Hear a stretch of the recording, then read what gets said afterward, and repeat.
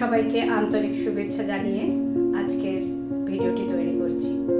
আশা করি সবাই ভালো আছো। এত গরম পড়েছে, মাঝে মাঝে ওই একটা দিন ঝড় হয়ে বা সামান্য বৃষ্টি হয়ে গরমের কিছু হেরফের হচ্ছে না। যেটুকু সময় হাওয়া দিচ্ছে সেটুকু সময় একটু ঠান্ডা হচ্ছে, আবার গরম পড়ে যাচ্ছে।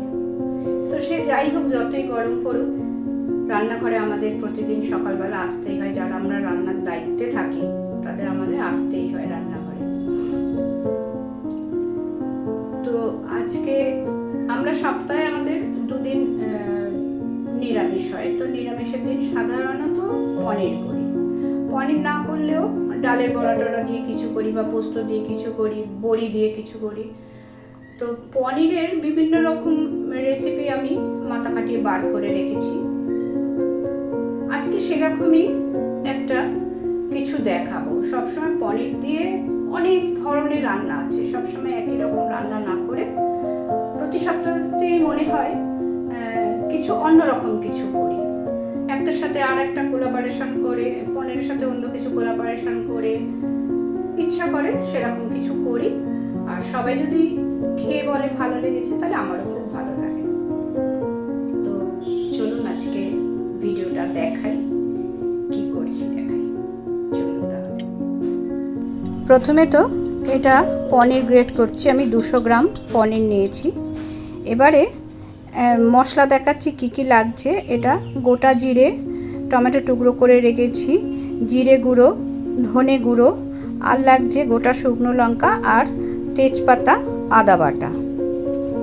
এবারে সর্ষের তেল নিয়েছি। সর্ষের তেলে গোটা গরম মশলা ফোড়ন দিয়ে দিচ্ছি, দারচিনি, এলাচ, লবঙ্গ। এগুলো একটু ভালো গন্ধ বার হলে দিয়ে দেব গোটা জিরে।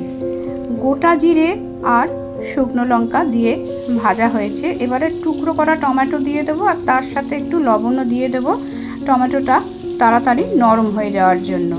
দিয়ে তেলের সাথে টমেটোটাকে আমি নাড়াচাড়া করে নিচ্ছি। এবারে শুকনো মশলাগুলো আমি ভিজিয়ে নিয়েছি।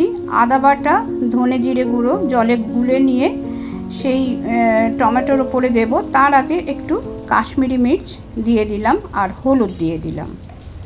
এবারে বাটনাটা ঢেলে দিয়ে আমি ভালোভাবে মশলাটা কষিয়ে নেব। বেশ ভালোভাবে, যেভাবে মশলা কষায় তেল ছাড়া অবধি কষিয়ে নেব। আমি আলু সিদ্ধ করে রেখেছিলাম, একটু বড় বড় করে টুকরো করে কেটে আমি আলু সিদ্ধ করে রেখেছিলাম। সেই সিদ্ধ করা আলুটা আমি এখন দিয়ে দিলাম। দিয়ে মশলার সাথে আলুটা ভালোভাবে মিশিয়ে নিচ্ছি, যাতে মশলাটা সমস্ত আলুতে মশলাটা ভালোভাবে লেগে যায়। একটু ভালোভাবে আস্তে করে নাড়তে হবে। আর সামান্য জল দিয়ে আমি মশলাটাকে আরও ভালো করে মিশিয়ে নিচ্ছি। এবারে যে গ্রেট করা পনির রেখেছিলাম সেটা ঢেলে দিলাম। তোমরা দেখছো কুমকুমের রান্না একটু অন্যরকম, অন্যভাবে। আচ্ছা, পনিরের বদলে ছানা দিয়েও এটা করা যেতে পারে, তবে খুব মিহি ম্যাশ করলে ভালো লাগবে না, একটু যেন দানা দানা থাকে। এই দেখো, আমি দেখাচ্ছি পনিরটা কিন্তু একটু দানা দানা আছে।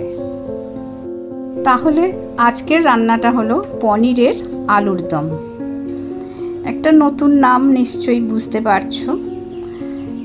এই রেসিপিটা কেমন লাগলো তোমরা আমাকে জানিও। তোমরাও একদিন বাড়িতে তৈরি করো। ভালো লাগলে একটি লাইক দেবার অনুরোধ করলাম। আর আমার চ্যানেলটি যারা এখনও সাবস্ক্রাইব করোনি তাদেরও সাবস্ক্রাইব করার অনুরোধ করলাম। এই পনিরের আলুর দম ভাতের সাথে ভালো লাগার থেকেও রুটি, লুচি, পরোটার সাথে বেশি ভালো লাগবে। তাহলে ভিডিওটি এখানেই শেষ করছি। পরের দিন আবার নতুন কিছু নিয়ে আসব। সবাই ভালো থেকো, সুস্থ থেকো। ধন্যবাদ।